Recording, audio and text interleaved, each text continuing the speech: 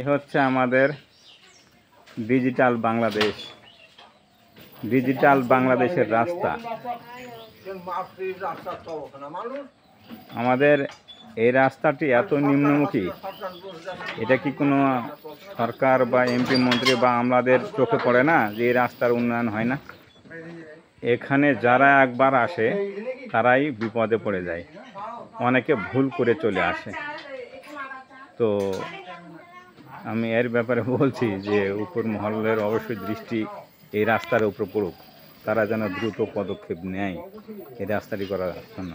কারণ আমার মনে হয় বাংলাদেশের মাঝে এরকম রাস্তা আর কোথাও নাই যেটি এই রাস্তার অবস্থা হয়েছে।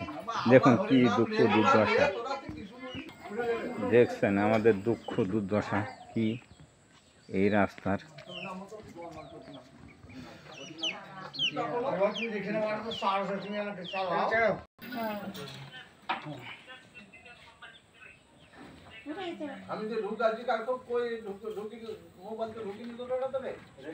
আমাদের রাস্তাটা যে কবে পাকা রাস্তার আওতায় আসবে সেটা আমরা নিজেরাই জানি না।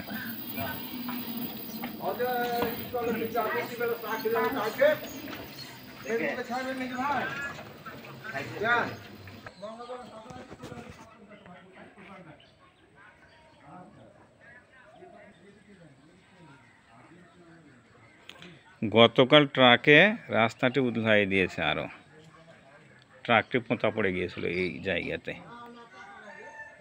জনগণ আরাম পেল।